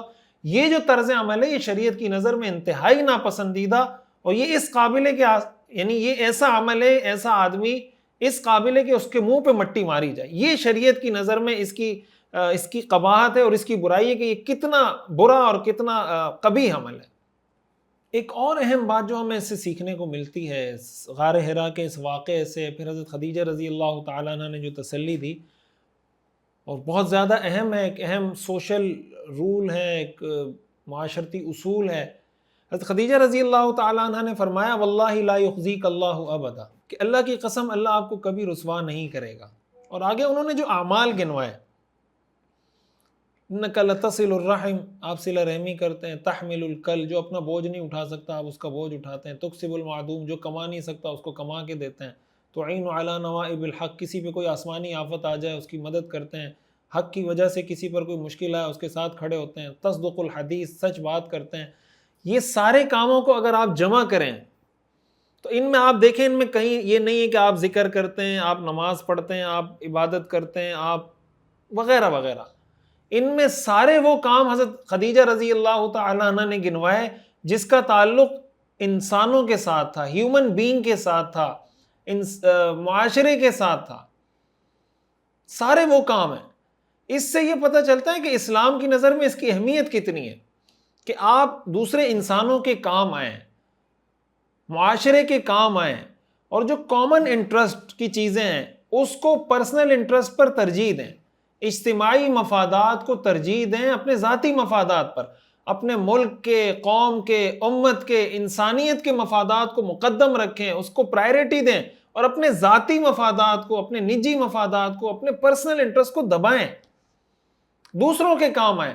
خدا کے بندے تو ہیں ہزاروں، بنوں میں پھرتے ہیں مارے مارے، میں اس کا بندہ بنوں گا جس کو خدا کے بندوں سے پیار ہوگا۔ اللہ تعالیٰ کو ایسا آدمی پسند ہے جو دوسروں کے کام آتا ہو۔ حضرت خدیجہ رضی اللہ تعالیٰ عنہ نے جو یہ فرمایا، اس سے ہمیں کیا معلوم ہوتا ہے کہ انسان اگر اپنے آپ کو ایسا بنا لے کہ وہ دوسرے انسانوں کے کام آتا ہو، ایسے انسان کو اللہ دنیا میں بھی رسوا نہیں کرتا، آخرت میں بھی رسوا نہیں کرتا۔ اور اس کی وضاحت ہمیں دوسری احادیث سے بھی سیکھنے کو ملتی ہے اور سمجھ میں آتی ہے اس کی کتنی اہمیت ہے۔ ایک حدیث ہے، رسول اللہ صلی اللہ علیہ وسلم نے ارشاد فرمایا لَأَنْ أَسْعَى فِي حَاجَةِ أَخِي أَحَبُّ إِلَيَّ مِنْ أَنْ أَعْتَكِفَ فِي مَسْجِدِي شَهْرًا، کہ میں اپنے بھائی کے کسی کام کے لیے اس کے ساتھ چل کر جاؤں، یہ عمل مجھے اپنی مسجد یعنی مسجد نبوی میں 1 مہینے کا اعتکاف کرنے سے زیادہ پسند ہے۔ نہیں ہوتا ہے نا کہ آپ کے پاس کوئی آدمی آتا ہے کہ یار ابھی ایک فون کر دیں میرا کام ہو جائے گا، تھوڑا میرے ساتھ چل لیں، آپ کے جانے سے میرا یہ کام ہو جائے گا، ایک سائن کر دیں یار میرا کام ہو جائے گا، یہ ڈاکومنٹ اٹیسٹ کر دیں۔ آپ نے فرمایا یہ عمل مجھے مسجد نبوی میں 1 مہینے کے اعتکاف سے زیادہ پسند۔ اس کا کیا مطلب؟ آپ جانتے ہیں کہ مسجد نبوی میں کسی عمل کی فضیلت یعنی 1 50,000 کے برابر ہو جاتا ہے، تو جب 1 50,000 کے برابر ہو جاتا ہے، پھر مسجد نبوی میں اعتکاف، پھر وہ اعتکاف حضور علیہ الصلاۃ والسلام کا ہو، تو حضور علیہ الصلاۃ والسلام کا تو 1 لمحے کا اعتکاف کتنی فضیلت والا ہے، تو 1 مہینے کے اعتکاف کی کتنی فضیلت ہوگی۔ آپ نے فرمایا اس سے زیادہ مجھے یہ عبادت، یہ عمل پسند ہے کہ میں کسی کے ساتھ اس کے کام کے لیے چلا جاؤں۔ اس لیے کوشش کرنی چاہیے کہ آپ سے اگر کسی کا کوئی جائز کام وابستہ ہے اور آپ کر سکتے ہیں اپنی کیپیسٹی میں رہتے ہوئے، اپنی لمٹ میں رہتے ہوئے، ظاہر انسان ان لمیٹڈ کام تو نہیں کر سکتا، لیکن اپنی کیپیسٹی میں رہتے ہوئے آپ کسی کے کام آ سکتے ہیں، تو کبھی اس میں بخل نہیں کرنا چاہیے۔ کسی کے ساتھ چلنا پڑے تھوڑی دیر چل لیں، اس کو عبادت سمجھیں، اس کو دین سمجھیں، اس کو اسلام سمجھیں۔ اسلام کمپلیٹ کوڈ آف لائف ہے، یہی سیرت سے ہمیں سیکھنے کو ملتا ہے۔ حدیث شریف میں رسول اللہ صلی اللہ علیہ وسلم نے ارشاد فرمایا صنائع المعروف تقی مصارع السوء والآفات والبلیات، اچھے کام انسان کو بری موت سے بھی بچاتے ہیں، آفات اور حادثات سے بھی بچاتے ہیں، اور ہلاکتوں سے بھی بچاتے ہیں۔ حضرت خدیجہ رضی اللہ تعالیٰ عنہ والی وہ بات آ گئی نا، حضور نے خود ارشاد فرمایا صنائع المعروف تقی مصارع السوء والآفات والہلکات، کہ اچھے کام انسان کو بری موت سے بھی بچاتے ہیں، آفات سے بھی بچاتے ہیں اور ہلاکتوں سے بھی بچاتے ہیں۔ اور آگے آپ نے فرمایا اہل المعروف فی الدنیا ہم اہل المعروف فی الآخرہ، کہ جو دنیا میں اچھے کام کرنے والے ہیں وہی آخرت میں اچھے انجام کے مستحق ہوں گے۔ اس کا کیا مطلب ہوا کہ جو اچھے کام یعنی دنیا میں کسی کے کام آتے ہیں، اللہ ان کو دنیا میں بھی آفات اور حادثات سے بچائے گا اور آخرت میں بھی اللہ تعالیٰ ان کو کامیاب لوگوں کی فہرست میں شامل کر دے گا۔ کتنا بڑا عمل ہے یہ۔ ایک اور حدیث ہے، رسول اللہ صلی اللہ علیہ وسلم نے ارشاد فرمایا من نفس عن مؤمن قربۃ من قرب الدنیا نفس اللہ عنہ قربۃ من قرب یوم القیامہ، کہ جو کسی مومن سے دنیا کی ایک تکلیف دور کرے گا اللہ اس سے قیامت کی تکلیف دور کرے گا۔ وَمَن يَسَّرَ عَلَى مُعْسِرٍ يَسَّرَ اللَّهُ عَلَيْهِ فِي الدُّنْيَا وَالْآخِرَةِ، جو کسی تنگ دست کے لیے آسانی پیدا کرے گا اللہ اس کے لیے دنیا اور آخرت میں آسانی پیدا کرے گا۔ وَمَن سَتَرَ مُسْلِمًا سَتَرَهُ اللَّهُ فِي الدُّنْيَا وَالْآخِرَةِ، جو کسی مسلمان کی خامی اور عیب پہ پردہ ڈالے گا اللہ دنیا اور آخرت میں اس کی خامیوں کو چھپائے گا۔ واللہ فی عون العبد ما کان العبد فی عون اخیہ، اللہ اس وقت تک اپنے بندے کی مدد کرتا رہتا ہے جب تک انسان اپنے دوسرے بھائی کی مدد کرتا رہتا ہے۔ کتنے فضائل ہیں اس کے، کتنی اہمیت ہے دوسروں کے کام آنے کے۔ اس لیے جو ہمارے ہاں نیکی کے معیارات ہیں، بزرگی کے معیارات ہیں، وہ ہم نے سیٹ کر دیے۔ نماز، روزہ، حج، زکوٰۃ، میں نے 10 حج کیے ہیں، میں نے 20 حج کیے ہیں، بہت زیادہ فضیلت ہے حج کی، نماز کی بہت زیادہ فضیلت ہے، لیکن یہ بزرگی کے اور کامیابی کے معیارات نہیں ہے کہ کوئی آدمی اس پہ فوکس اس طرح کر کے بیٹھے۔ ہمارے ہاں کچھ لوگ ہیں جن کا فوکس ہے نمازوں پر کہ بھائی نمازیں پڑھو، بس عبادت پر۔ کچھ لوگ ہیں جن کا فوکس ہے صرف مخلوق کی خدمت پر کہ بس خدمت کرو، نماز وماز یہ اتنی اہم نہیں ہے۔ یہ دونوں چیزیں اپنی جگہ بہت اہم ہیں۔ نماز پڑھ کے مخلوق خدا کی خدمت کو ہلکا سمجھنا یہ بھی غلط ہے، اور مخلوق خدا کی خدمت کرتے ہوئے نماز اور عبادات کو ہلکا سمجھنا یہ بھی شریعت کی نظر یہ بھی لازم ہے، یہ بھی لازم ہے۔ ان دونوں کو جمع کریں گے تو یہ اسلام کہلائے گا۔ تو بعض لوگوں کی نظر میں اہمیت ہے عبادات کی، مخلوق کی خدمت کی کوئی اہمیت نہیں ہے۔ بعض لوگوں کی نظر میں اس کی اہمیت ہے، اس کی اہمیت نہیں ہے۔ اب جو صلہ رحمی ہے، رشتہ داروں کے ساتھ اچھا تعلق بنا کے رکھنا ہے۔ اب ہر آدمی کہتا ہے نا میرے رزق میں برکت ہو، میری عمر میں برکت ہو۔ رسول اللہ صلی اللہ علیہ وسلم نے ارشاد فرمایا من سرہ ان یبسط لہ فی رزقہ او ینسأ لہ فی اثرہ فلیصل رحمہ، جو آدمی یہ چاہتا ہے کہ اس کے رزق میں برکت ہو اور اس کی عمر میں برکت ہو، اس کو چاہیے کہ صلہ رحمی کریں۔ کتنی وضاحت کے ساتھ حضور علیہ الصلوۃ والسلام نے نسخہ بتا دیا۔ اور آپ کو کیا چاہیے؟ اگر آپ چاہتے ہیں آپ کے رزق میں برکت ہو، عمر میں برکت ہو، رشتہ داروں کا خیال رکھنا، ان پہ خرچ کرنا، ان کا جناب وہ بہنیں ہیں، بھائی ہیں، چچا ہے، ماموں ہیں، خالہ ہے، جو رشتہ دار ہیں ان پہ خرچ کریں، ان کا خیال رکھیں، ان سے ملیں، ان کی کڑوی کسیلی برداشت کریں۔ وہ رشتہ نہیں جوڑتے، آپ جوڑنے کی کوشش کریں۔ آپ کے رزق میں بھی اللہ برکت دے گا۔ آپ کو تھوڑی دیر تکلیف ہوگی اگر کوئی آپ کے احسان کا بدلہ برائی سے دے گا، لیکن قرآن نے تو ہمیں یہی کہا ہے ادفع باللتی ہی احسن فَإِذَا الَّذِي بَيْنَكَ وَبَيْنَهُ عَدَاوَةٌ كَأَنَّهُ وَلِيٌّ حَمِيمٌ۔ قرآن کریم میں اچھے مومنین کی جو صفات بیان کی گئی ہیں، ایک صفت ان میں سے یہ ہے وَيَدْرَؤُونَ بِالسَّيِّئَةِ الْحَسَنَةِ، کہ وہ برائی کا بدلہ اچھائی سے دیتے ہیں۔ حدیث شریف میں رسول اللہ صلی اللہ علیہ وسلم نے ارشاد فرمایا لَيْسَ الْوَاصِلُ بِالْمُكَافِي، صلہ رحمی کرنے والا شخص وہ نہیں ہوتا جو بدلہ دے کہ آپ کے ساتھ کوئی اچھا کرے تو آپ بھی اچھا کریں، یہ تو بدلہ ہے۔ انما الواصل من اذا قطعت رحمه وصل، اصل صلہ رحمی یہ ہے کہ اس سے لوگ قطع تعلق کریں، اس سے لوگ رشتے توڑیں، یہ رشتہ جوڑنے کی کوشش کریں، یہ اسلام ہے۔ اور یہ صلہ رحمی بہت بڑی عبادت ہے۔ حدیث میں آتا ہے کہ قیامت کے دن یہ رشتہ داری معلق ہوگی، لٹکی ہوئی ہوگی، اور کہے گی یا اللہ جس نے مجھے جوڑا تو اسے جوڑ، جس نے مجھے توڑا تو اسے توڑ۔ یہ قیامت کے دن شفاعت کرے گی، سفارش کرے گی، یا ہمارے حق میں یا ہمارے خلاف۔ اتنی اہم چیز ہے۔ تو اس لیے رشتہ داروں کا کوشش کریں۔ ہمارے یہاں بعض اوقات کیا ہوتا ہے کہ لوگ زکوٰۃ دیتے ہیں، صدقہ دیتے ہیں، دور دور لوگوں کو دے رہے ہوتے ہیں، فاؤنڈیشنز کو دے رہے ہوں گے، اداروں کو دے رہے ہوں گے۔ اپنا بھائی مشکل میں ہے، اپنی بہن مشکل میں ہے، اپنا بھتیجا مشکل میں ہے، اپنا چچا ماموں وہ مشکل میں، اس کی مدد نہیں کر رہے ہوتے ہیں۔ حالانکہ آپ رشتہ دار کی حدیث میں آتا ہے کہ اگر آپ کسی رشتہ دار کی مدد کریں گے آپ کو 2 اجر ملیں گے، ایک تو صدقے کا اجر ملے گا، ایک صلہ رحمی کا اجر ملے گا. کسی عام آدمی کو صدقہ دیں گے 1 ثواب ملے گا، صدقے کا ثواب ملے گا، رشتہ دار کو دیں گے 2 ثواب ملیں گے. یہ الگ بات ہے کہ زکوٰۃ کے کچھ اصول ہیں، زکوٰۃ آپ والدین کو نہیں دے سکتے، اولاد کو نہیں دے سکتے، لیکن بہن بھائیوں کو دے سکتے ہیں. اس کی پھر تفصیل ہے، وہ آپ جب کوئی مسئلہ ہو تو وہ آپ پوچھ سکتے ہیں. لیکن اس کا بہرحال اہتمام کرنا چاہیے. اور غار حرا کا یہ جو پورا واقعہ اور حضرت خدیجہ رضی اللہ تعالیٰ عنہ نے جو تسلی دی اور حضور علیہ الصلوۃ والسلام کا جو طرز عمل تھا، میں آپ کو پہلے بتا چکا ہوں کہ حضرت فاطمہ بنت اسد رضی اللہ تعالیٰ عنہ جنہوں نے حضور کی پرورش کی تھی حضرت علی کی والدہ، ان کے ساتھ حضور علیہ الصلوۃ والسلام کا کیا رویہ تھا، اور اپنی بیٹیوں کے ساتھ آپ کا کیا رویہ تھا، اپنی ازواج مطہرات کے ساتھ آپ کا کیا رویہ تھا، اپنی رضائی بہن کے ساتھ آپ کا کیا رویہ تھا، اپنے رشتہ داروں کے ساتھ کیا رویہ تھا، آپ ذرا دیکھیں تو آپ کو پتہ چلے گا. تو یہ بہت زیادہ اہم چیز ہے. اسی طرح حضرت خدیجہ رضی اللہ تعالیٰ عنہ نے آپ کی ایک صفت یہ بتائی، تحمل الکل، کہ جو اپنا بوجھ نہیں اٹھا سکتا آپ اس کا بوجھ اٹھاتے ہیں. حدیث شریف میں آتا ہے رسول اللہ صلی اللہ علیہ وسلم نے ارشاد فرمایا، الساعی علی الارملۃ والمسکین کالمجاہد فی سبیل اللہ، کہ وہ عورت جس کا شوہر نہ ہو، یعنی اس کے شوہر کا یا انتقال ہو گیا ہو یا اس کو طلاق ہو گئی ہو، کوئی بھی ایسی عورت جس کا شوہر نہ ہو، اس کے لیے محنت کر کے کمانے والا، اس پہ خرچ کرنے والا، اور کسی مسکین کے لیے کوشش کر کے کما کے خرچ کرنے والا، اس کا درجہ اللہ کی نظر میں ایسا ہے گویا اللہ کے راستے میں جہاد کر رہا ہو. مجاہد فی سبیل اللہ کا درجہ اللہ اس کو عطا کرتے ہیں. اور راوی کہتے ہیں کہ احسبہ قال، کہ مجھے گمان ہے کہ آپ نے یہ بھی فرمایا تھا کہ القائم کالقائم الذی لا یفطر وکالصائم الذی لا یفطر، اللہ کی نظر میں یہ اس شخص کی طرح ہے جو ہمیشہ ہر رات کو تہجد پڑھتا ہو اور کسی رات ناغہ نہ کرتا ہو، چھٹی نہ کرتا ہو تہجد کی. اور اللہ کی نظر میں یہ آدمی اس شخص کی طرح ہے جو مسلسل روزے رکھتا ہو اور کبھی کوئی بھی دن اس کی زندگی میں ایسا نہ گزرتا ہو کہ وہ روزے سے نہ ہو.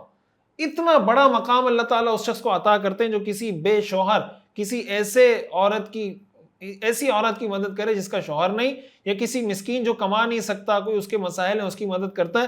اللہ تعالیٰ اس کو اتنی فضیلت اور اتنا اللہ تعالیٰ اس کو مقام عطا کرتے ہیں. اور حضرت خدیجہ رضی اللہ تعالیٰ عنہ کے طرز عمل سے ایک اور سبق بھی ہمیں سیکھنے کو ملتا ہے. وہ یہ پتہ چلتا ہے کہ ایک اچھی بیوی کیا ہوتی ہے. اچھی بیوی کی نشانی اور پہچان یہ ہوتی ہے کہ جب شوہر مشکل میں ہو، تکلیف میں ہو، پریشانی میں ہو، بیوی اپنے شوہر کے ساتھ کھڑی ہو جائے.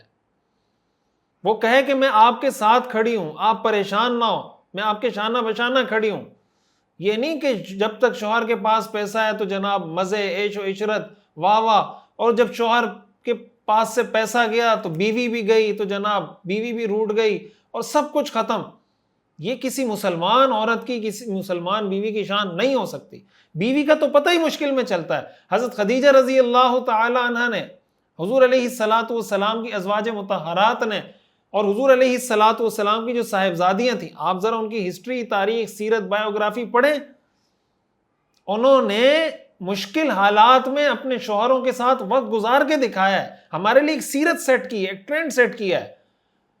تو بیوی وہ ہوتی ہے جو مشکل میں ساتھ کھڑی ہوتی ہے، اور بیوی سے انسان کو سکون ملتا ہے.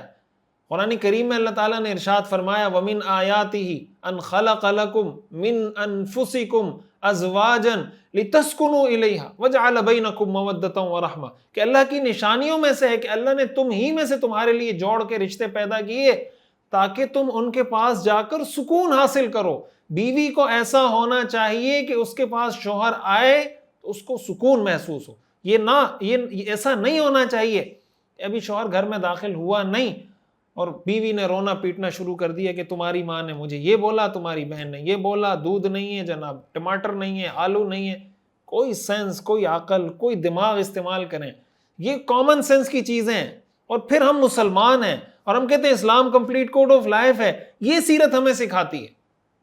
حضرت خدیجہ رضی اللہ تعالیٰ نے سوال نہیں کیا کہ کیا ہوا ہے آپ کو، بس خاموشی سے تسلی دی، آپ کو کمبل اڑایا، خاموش بیٹھ گئی. جب حضور علیہ الصلوۃ والسلام خود سکون سے ہو گئے، آپ نے بتایا کہ بھائی میرے ساتھ یہ مسئلہ ہوا ہے. یہ مسلمان بیوی کی پہچان ہوتی ہے، مسلمان بیوی کی شناخت ہوتی ہے. اور اس سے ہمیں یہ بھی پتہ چلتا ہے کہ بیوی کا انتخاب کرتے ہوئے معیار کیا ہونا چاہیے. حسن و جمال، حسب نسب، پیسہ، یا اس کا اخلاق اور کردار اور خاندانی شرافت۔ حدیث شریف میں رسول اللہ صلی اللہ علیہ وسلم نے ارشاد فرمایا تنکح المرأۃ لاربع لمالها ولجمالها ولحسبها ولدینها فاصفر بذات الدین تربت یداک، کہ عورت سے 4 وجہ سے نکاح کیا جاتا ہے، مال کی وجہ سے، جمال کی وجہ سے، اس کے حسب نسب دنیاوی سٹیٹس کی وجہ سے، اور اس کے دین کی وجہ سے، اخلاق و کردار کی وجہ سے۔ آپ نے فرمایا دیندار اخلاق و کردار والی عورت سے نکاح کر کے کامیاب ہو جاؤ، تمہارے ہاتھ خاک آلود ہو جائیں۔ رسول اللہ صلی اللہ علیہ وسلم نے بتایا کہ یہ کامیابی کا معیار ہے۔ اب ہم آتے ہیں اس واقعے کے جو ایک اور پہلو تھا جو ہم نے پڑھا کہ حضرت خدیجہ رضی اللہ تعالیٰ عنہ نے تسلی دی، اور اس کے بعد وہ حضور کو اپنے چچا زاد اپنے کزن ورقہ بن نوفل کے پاس لے کر چلی گئیں۔ اس میں بھی ہمارے لیے کچھ میسج ہیں، جیسے میں نے بتایا کہ بیوی کو کیسا ہونا چاہیے۔ ایک تو حضرت خدیجہ نے خود تسلی دی، پھر کوشش کی کہ بھائی اگر اس میں کچھ کمی رہ گئی ہو تو کسی اور ذریعے سے مزید تسلی ہو جائے گی تو میرے شوہر کو مکمل اطمینان ہو جائے گا۔ یہ بھی ایک بیوی، اس سے پتہ چلتا ہے کہ بیوی کو ہمیشہ یہ کوشش کرنی چاہیے کہ میرے شوہر کو کس طرح سکون اور اطمینان مل سکتا ہے اور کس طرح اس کی بے چینی کی کیفیت، ٹینشن اور سٹریس کی کیفیت ختم ہو سکتی ہے۔ اگر وہ خود پورے طریقے سے سمجھتی ہے کہ میں نے پورے طریقے سے میں کامیاب نہیں ہو پائی، یا وہ یہ سمجھتی ہے کہ اور کوئی بات کرے گا تو اور تسلی ہوگی، اس کو اس کے لیے کوشش کرنی چاہیے۔ اچھا، جب ورقہ بن نوفل کے پاس آپ علیہ الصلوۃ والسلام کا خود جانا، ظاہر ہے کہ حضور علیہ الصلوۃ والسلام جب ورقہ بن نوفل کے پاس گئے تو آپ ایک پیغمبر تھے اور ورقہ بن نوفل ایک عام شخص تھے، لیکن وہ عیسائی عالم تھے، نصرانی تھے، انجیل کا علم رکھتے تھے۔ اس سے ہمیں جو ایک اہم بات سمجھ میں آتی ہے وہ یہ کہ جب بھی کوئی ایسا اہم مسئلہ پیش آئے تو ایسی صورت میں مستند علماء سے، مستند شخصیات کے پاس جا کر ان سے وہ معاملہ، وہ ایشو ڈسکس کرنا چاہیے اور اس کے سلوشن کی طرف یا اس کو سمجھنے کی کوشش کرنی چاہیے۔ یہ جو ہمارے یہاں کلچر ہے نا کہ بھائی کوئی بات چل پڑی، کہیں سے سنی، یہاں کی وہاں، وہاں کی یہاں، اور کوئی بات چل پڑی اس کو آگے چلانا شروع کر دیا، کچھ پتہ نہیں ہے، یا کوئی نیا ایشو اٹھا اس پہ خود سے کمنٹ دینا شروع کر دیے، خود سے تبصرے تجزیے جناب پاس کرنا شروع کر دیے، نہ اس پورے معاملے کی حقیقت کا پتہ ہے، نہ پوری تفصیلات کا پتہ ہے، بس کہیں سے بات سنی اس پہ کوئی فتویٰ جھاڑ دیا، کسی کا کوئی کلپ سنا اس پہ جناب کلپ ریکارڈ کروا دیا۔ یہ جو ہمارے ہاں کلچر ہے، یہ جو جلد بازی ہے کہ تحقیق کیے بغیر، معاملے کو سمجھے بغیر، بڑوں سے مشورہ کیے بغیر، مستند علماء سے اس کو ڈسکس کیے بغیر، اپنی طرف سے ہر آدمی یہ سمجھتا ہے کہ ہر بات پر مجھے رائے دینے کا پورا اختیار ہے۔ میں اکثر یہ بات کہتا ہوں کہ سوشل میڈیا نے آپ کو یہ اختیار دیا ہے کہ آپ ہر موضوع پہ پوسٹ کر سکتے ہیں، لکھ سکتے ہیں، ویڈیو بنا سکتے ہیں۔ یہ اختیار آپ کو اللہ نے نہیں دیا۔ آپ سے اللہ قیامت کے دن پوچھے گا کہ یہ بات تم نے کیوں کی تھی، یہ کمنٹ کیوں کیا تھا، یہ ویڈیو کیوں ریکارڈ کی تھی، یہ کمنٹ کیوں پاس کیا تھا، اس کا جواب دینا پڑے گا۔ من يعمل مثقال ذرة خيرا يره ومن يعمل مثقال ذرة شرا يره ما يلفظ من قول الا لديه رقيب عتيد۔ اللہ تعالیٰ کے پاس ساری چیزیں نوٹ ہو رہی ہیں۔ قرآن کریم میں اللہ تعالیٰ نے ہمیں فرمایا وَإِذَا جَاءَهُمْ أَمْرٌ مِّنَ الْأَمْنِ أَوِ الْخَوْفِ أَذَاعُوا بِهِ وَلَوْ رَدُّوهُ إِلَى الرَّسُولِ وَإِلَى أُولِي الْأَمْرِ مِنْهُمْ لَعَلِمَهُ الَّذِينَ يَسْتَنبِطُونَهُ مِنْهُمْ، کہ ان کے پاس جب کوئی خبر پہنچتی ہے، امن کی خبر ہو یا خوف کی خبر ہو، اذاعوا به، تو یہ لوگ تحقیق کے بغیر پھیلانا شروع کر دیتے ہیں۔ آج سوشل میڈیا میں کیا ہو رہا ہے؟ یہ ہو رہا ہے یا نہیں ہو رہا؟ اذاعوا به، اللہ فرماتے ہیں وَلَوْ رَدُّوهُ إِلَى الرَّسُولِ، اگر یہ اپنی بات لے کر رسول کے پاس آتے، وَإِلَى أُولِي الْأَمْرِ مِنْهُمْ، یا صاحب اختیار، جو صاحب اقتدار لوگوں کے پاس آتے، لَعَلِمَهُ الَّذِينَ يَسْتَنبِطُونَهُ مِنْهُمْ، تو ان میں سے جو لوگ اس کی کھوج لگانے والے ہیں، اس کی گہرائی میں جانے والے ہیں، اس کو گہرائی سے سمجھنے والے ہیں، وہ اس کی حقیقت معلوم کر کے بتا دیتے کہ بھئی یہ مسئلہ ہے۔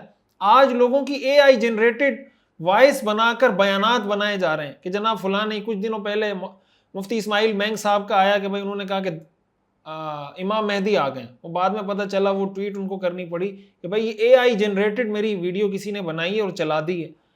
اب کتنے لوگوں نے اس کو شیئر کیا۔ اب یہ جو طرز عمل ہے کہ کسی کی طرف سے کوئی بات آئی اس کو چلانا شروع کر دیا، کوئی تحقیق نہیں، یہ شریعت کا مزاج نہیں ہے۔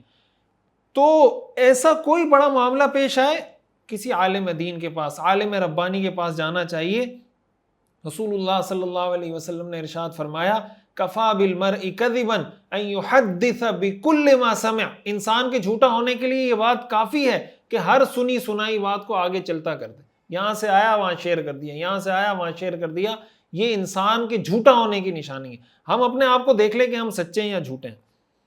تو ایسا کوئی معاملہ پیش آئے، کوئی نئی چیز آئے، آج ظاہر سوشل میڈیا کا دور ہے، نئے نئے فتنے آ رہے ہیں، نئے نئے اسکالر آ رہے ہیں جو ساری 1400 سالہ تاریخ کو مسخ کر کے پیش کر رہے ہوتے ہیں، دین سے لوگوں کو، دین کے نام پر لوگوں کو دین سے کاٹنے کی کوشش کر رہے ہوتے ہیں۔ تو آپ کو چاہیے کہ آپ مستند اداروں میں جائیں، مدرسوں میں جائیں، جامعات میں جائیں، مفتیان کرام کے پاس بیٹھیں، ڈسکس کریں، تفصیل سے بات کریں، یہاں کی بات سن کر فتوے اپنی طرف سے علماء پہ لگانا شروع کر دینا، مدرسوں پہ، علماء پہ، دینی اداروں پہ، دین کا کام کرنے والوں پر، یہ دنیا کے کسی بھی طبقے پر یہ طرز عمل شریعت کا طرز عمل نہیں ہے۔ اس سے ایک اور اہم بات بھی ہمیں سیکھنے کو ملتی ہے کہ بھائی اگر کوئی پریشانی ہو تو کسی سے ڈسکس کر لینا چاہیے۔ اس ڈسکس کرنے کا فائدہ کیا ہوتا ہے کہ انسان کا غم ہلکا ہو جاتا ہے۔ جب انسان دل ہی دل میں کڑتا رہتا ہے نا، کوئی ٹینشن، کوئی پریشانی، کوئی مسئلہ آیا جس کو آپ سمجھتے ہیں کہ یار قابل اعتماد آدمی ہے اور آپ کو اس پر اعتماد ہے، تو آپ اس کے ساتھ شیئر کریں، تو اس سے یہ ہوگا کہ آپ کا غم ہلکا ہو جائے گا۔ قرآن کریم میں اللہ تعالیٰ نے اس کی اجازت دی، لا يحب اللہ الجہر بالسوء من القول الا من ظلم، کہ اللہ تعالیٰ اس بات کو پسند نہیں کرتا کہ علانیہ زبان پر برائی لائی جائے، یہ اللہ کو پسند نہیں ہے، الا من ظلم، سوائے اس شخص کے جس کے ساتھ ظلم ہوا۔ یعنی اگر کسی کے ساتھ ظلم ہوا ہے نا، وہ زور زور سے بھی برائی بیان کرے، اللہ کی نظر میں کوئی گناہ نہیں ہے اس پر، لیکن ایک لمٹ کے اندر رہتے ہوئے۔ تو اس سے کیا پتہ چلتا ہے، جب وہ اپنے منہ سے بول دے گا، وہ مسئلہ کسی کے ساتھ ڈسکس کر دے گا، تو اس کا بوجھ کیا ہو جائے گا، ہلکا ہو جائے گا۔ تو کسی کو ایسی کوئی ٹینشن، کوئی پریشانی ہو، اپنے گھر والوں کے ساتھ، بیوی کے ساتھ، والدین کے ساتھ، بھائیوں کے ساتھ، کسی قابل اعتماد دوست کے ساتھ ڈسکس کر لیں کہ یار میرے دماغ میں یہ چل رہا ہے، یہ ہوا ہے، میں اندر ہی اندر کڑتا جا رہا ہوں، مجھے کوئی حل بتا دیں۔ اس کا فائدہ یہ ہوگا کہ آپ کا وہ سٹریس اور وہ ٹینشن ختم ہو جائے گی۔ حضرت خدیجہ رضی اللہ تعالیٰ عنہ ظاہر حضور کو تو تسلی دی، لیکن وہ یہ سمجھتی تھی کہ بھئی مجھے خود بھی اطمینان ہو جائے، حضور کو مزید اطمینان ہو جائے، جب ان سے شیئر کریں گے تو معاملہ اور حضور کی کیفیت بہت بہتر ہو جائے گی۔ تو یہ عمل ہمیں یہ بھی سکھاتا ہے کہ ایسا کوئی مسئلہ ہو تو ایسا راستہ اختیار کرنا چاہیے جس سے انسان کی ٹینشن کم ہو جائے۔ ایک اہم بات جو ہمیں اس واقعے سے اور سیکھنے کو ملتی ہے، آپ دیکھیں نا، ایک واقعہ ہے، ایک طریقہ سیرت پڑھنے کا یہ کہ آپ سیرت کا یہ واقعہ پڑھیں، غار حرا میں یہ ہوا، ایسے وہی نازل ہوئی، اور اینڈ موو آن، آپ آگے چل پڑیں۔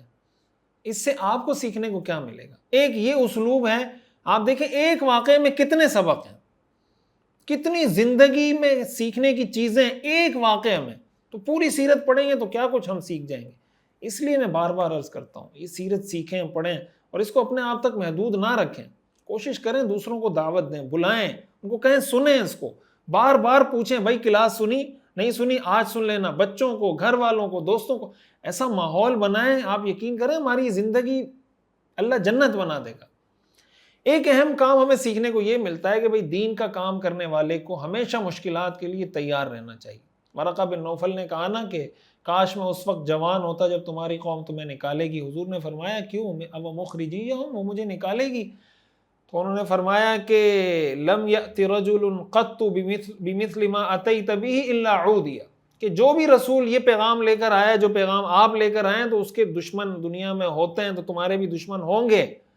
تو جو دین کا کام کرنے والے ہیں ان کو ہمیشہ تیار رہنا چاہیے کہ لوگ ہمارے دشمن بنیں گے، پہلے سے مشکلات کے لیے تیار رہیں۔ دین کا کام کرنا کوئی، وہ کہتے ہیں نا کہ پھولوں کی گلدستہ یا پھولوں کی سیج نہیں ہے، اس کے لیے بہت مشکلات سے گزرنا پڑتا ہے۔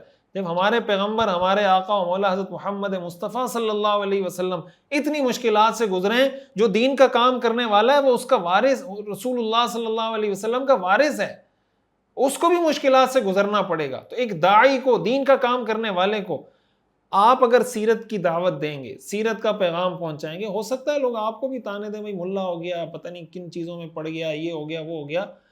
تو آپ اگر ایک کامیاب دین کا کام کرنے والے بننا چاہتے ہیں، آپ کو ان مشکلات سے گزرنا پڑے گا۔ ورقہ بن نوفل نے یہی کہا تھا کہ بھائی آپ جو پیغام لے کر آئیں، یہ پیغام جو لے کر جاتا ہے اس کے لوگ دشمن بھی بنتے ہیں، اس کو مشکلات کا سامنا بھی کرنا پڑتا ہے۔ اور ایک اور اہم چیز جو میں پچھلے درس میں بھی بتا چکا ہوں، ایک دفعہ دوبارہ اس کی طرف اشارہ کر دیتا ہوں کہ بھائی یہ ہو سکتا ہے کہ بڑے درجے کے آدمی کو چھوٹے درجے کا آدمی تسلی دے۔ رسول اللہ صلی اللہ علیہ وسلم پیغمبر ہیں، ورقہ بن نوفل ایک عام شخص ہیں، لیکن حضور علیہ الصلوۃ والسلام پہ ایک کیفیت، ایک حال طاری تھا. ورقہ بن نوفل کے پاس علم تھا اور وہ حال اس پہ طاری نہیں تھا. بعض اوقات یہ ہوتا ہے کہ انسان اپنے آپ کو تسلی نہیں دے سکتا، کوئی اور اگر اس کو تسلی دے اس کو تسلی ہو جاتی ہے. انسانی فطرت ہے، اور اس چیز کا چھوٹوں کو خیال کرنا چاہیے. بھائی آپ اگر کسی بڑے کو دیکھیں نا تو بعض اوقات چھوٹے بڑوں کو اس لیے تسلی نہیں دیتے کہ یار یہ تو بڑے ہیں، ہم ان کو کیا تسلی دیں. بھائی بڑا جو ہے وہ بھی انسان ہے. آپ کا جو استاد ہے، والد ہے، والدہ ہے، بڑی بہن ہے، بڑا بھائی ہے، شیخ ہے، پیر ہے، مرید، آپ کا جناب باس ہے، وہ بھی انسان ہے. تو بعض اوقات کوئی چھوٹا ایسا جملہ کہہ دیتا ہے، ایسے تسلی کے الفاظ کہہ دیتا ہے جس سے اس کو تسلی ہو جاتی ہے. چھوٹوں کو یہ ادب سیکھنا چاہیے کہ بڑے اگر مشکل میں ہوں، تکلیف پریشانی میں ہوں تو ان کو تسلی دینی چاہیے. اور آخر میں ایک بات عرض کرتا ہوں تاکہ ہم اگلے سبق کو مزید ایک نئے چیپٹر سے شروع کر سکیں. غار حرا کا جب یہ پورا واقعہ پیش آیا، آپ ورقہ بن نوفل کے پاس سے واپس تشریف لے آئے، تو اس کے بعد ہوا یہ کہ وحی کا سلسلہ کچھ دن کے لیے بالکل رک گیا. حضور علیہ الصلوۃ والسلام کو ظاہر ہے وحی کی ایک چاشنی، ایک لذت، ایک مٹھاس، ایک حلاوت آپ نے چکھ لی تھی، اور ایک روحانی کیفیت آپ کو پتہ چل گئی تھی کہ بھائی وحی کے اندر ظاہر ہے اس سے آپ کو مشکل بھی ہوئی لیکن اس میں ایک مزہ بھی اور ایک روحانی لذت بھی تھی. تو جب یہ جو سلسلہ رکا، آپ علیہ الصلوۃ والسلام بہت بے چین ہو گئے، بہت بے چین ہونے لگے کہ بھائی کسی طرح دوبارہ وہ وحی کا سلسلہ شروع ہو. تو اچھا، وحی رکنے کا مطلب یہ نہیں کہ حضرت جبریل علیہ السلام کا آنا جانا رک گیا تھا. حضرت جبریل علیہ السلام آتے جاتے تھے. عمدۃ القاری میں علامہ عینی رحمہ اللہ نے اس پہ لکھا ہے، لیکن وہی باقاعدہ جیسے آیات کے نزول کا سلسلہ رک گیا. اس کا حضور علیہ الصلوۃ والسلام کو اتنا غم ہوا، اتنا صدمہ ہوا. یعنی آپ دیکھیں نا کہ ایک اتنی بڑی نعمت عطا ہوئی، پھر وہ سلسلہ رک گیا. ایک عام انسان جو اس کا کبھی اندازہ لگا نہیں سکتا کہ حضور علیہ الصلوۃ والسلام کی غم کی وجہ سے کیا کیفیت ہوگی. جیسے ایک وصال اور ہجر ہوتا ہے نا، کہ ایک دوست سے، محبوب سے ملاقات ہو پھر اس سے بچھڑ جائے. پیغمبر اور اللہ کا کیا رشتہ ہوتا ہوگا آپس میں، کیا محبت ہوتی ہوگی پیغمبر کی اللہ سے. تو جب یہ کیفیت ہوئی، یہ غم آپ پہ ہوا، تو حدیث میں آتا ہے کہ آپ کئی مرتبہ ایسا ہوتا کہ جب آپ پہاڑ کی چوٹی پہ جاتے تو آپ کے دل میں یہ خیال آنے لگتا کہ اپنے آپ کو پہاڑ کی چوٹی سے گرا دیں. یعنی یہ آپ کے عجیب عجیب خیالات آپ کو آنے لگے. لیکن جب بھی آپ کسی پہاڑ کی چوٹی پہ جاتے ہیں اور یہ خیال آتا تو جبریل علیہ السلام تشریف لاتے اور فرماتے ہیں کہ اے محمد، آپ یقیناً اللہ کے رسول ہیں. اس سے حضور علیہ الصلوۃ والسلام کو سکون اور اطمینان ہو جاتا، اور آپ علیہ الصلوۃ والسلام کی جو ایک ٹینشن تھی وہ ختم ہو جاتی تھی. یہ حضور علیہ الصلوۃ والسلام پر، اس کو فترت وحی کہا جاتا ہے. فترت وحی کا مطلب وہ عرصہ، وہ حصہ جس عرصے میں رسول اللہ صلی اللہ علیہ وسلم پر وحی کا سلسلہ کچھ عرصے کے لیے رک گیا تھا، اس عرصے کو فترت وحی کا دور کہا جاتا ہے. اور اس کے بعد دوبارہ وہ سلسلہ شروع ہو گیا. یہ دور کتنا تھا؟ بعض حضرات کہتے ہیں 3 سال تھا، بعض حضرات کہتے ہیں 3 مہینہ تھا، لیکن اس کی کوئی بالتحقیق کوئی ایسی بات ثابت نہیں کہ کتنے عرصے کے لیے یہ وحی کا سلسلہ رکا تھا. اس کے بعد دوبارہ وحی کا سلسلہ پھر شروع ہو گیا. اسی واقعے سے متعلق ایک بات جو مستشرقین ہیں، اورینٹلسٹ ہیں، جنہوں نے سیرت پر مختلف قسم کے اعتراضات کیے ہیں، تو ایک مستشرق ہیں، اورینٹلسٹ ہیں، الائس سپرنگا. اس نے اس واقعے پر جناب عجیب و غریب قسم کے اپنے طرف سے جیسے لکھنا شروع کر دیا کہ معاذ اللہ حضور علیہ الصلوۃ والسلام ایک معاذ اللہ ایک بیماری تھی جس کی وجہ سے آپ کو اس طرح کا احساس ہونے لگا، اور آپ کو اتنی شدت سے احساس تھا کہ کئی مرتبہ معاذ اللہ حضور نے مایوس ہو کر خودکشی کی کوشش کی. یہ اس نے حضور علیہ الصلوۃ والسلام پر اپنی طرف سے لکھنا اور بولنا شروع کر دیا. آپ اگر اس روایت کو پڑھیں اور پھر اس کے اس دعوے کو دیکھیں کہ حضور علیہ الصلوۃ والسلام معاذ اللہ مایوسی کا شکار ہو گئے تھے، معاذ اللہ کیا حضور علیہ الصلوۃ والسلام کے اس پورے واقعے سے کہیں ہمیں یہ چیز پتہ چلتی ہے؟ اور یہ کہ حضور علیہ الصلوۃ والسلام نے معاذ اللہ خودکشی کی کوشش کی، تو حضور علیہ الصلوۃ والسلام نے ہرگز اس کی کوئی کوشش نہیں کی. خیال آنا کسی انسان کے دل میں ایک بات ہوتی ہے اور کوئی کوشش کرنا وہ ایک الگ چیز ہوتی ہے. اور یہ خیال بھی جو آ رہا ہے وہ اللہ کی محبت کی وجہ سے آ رہا ہے. تو خیال انسان کے دل میں جو آتا ہے وہ غیر اختیاری ہوتا ہے، تو انسان کے اختیار میں وہ چیز نہیں ہوتی. لہٰذا اس کی وجہ سے، اور وہ جو پریشانی، وہ غم تھا، وہ وحی کے شوق میں تھا. اللہ تعالیٰ کی طرف سے وحی جو آ رہی تھی اس کے شوق میں آپ علیہ الصلوۃ والسلام کی یہ حالت تھی. وہ کسی مایوسی کی وجہ سے نہیں تھی کہ معاذ اللہ حضور علیہ الصلوۃ والسلام مایوس تھے. تو اس طرح حضور علیہ الصلوۃ والسلام کی طرف اس طرح کی باتیں منسوب کرنا یہ ظاہر محض افتراء اور جھوٹ ہے.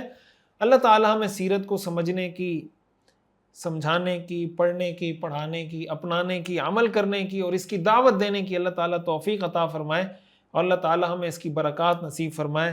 وآخر دعوانا ان الحمدللہ رب العالمین۔ سیرت النبی صلی اللہ علیہ وسلم کا مکمل اور جامع اور کمپریہنسو کورس دیکھیے ہر اتوار کی رات 10 بجے پاکستانی وقت کے مطابق ہمارے آفیشیل یوٹیوب چینل مفتی رشید آفیشیل پر۔ اس کورس میں انشاءاللہ آپ اپنے پیغمبر صلی اللہ علیہ وسلم کی مکمل زندگی کے بارے میں جان سکیں گے۔ خود بھی جڑیں، اپنی فیملی کو، بچوں کو، دوستوں کو بھی جوڑیے۔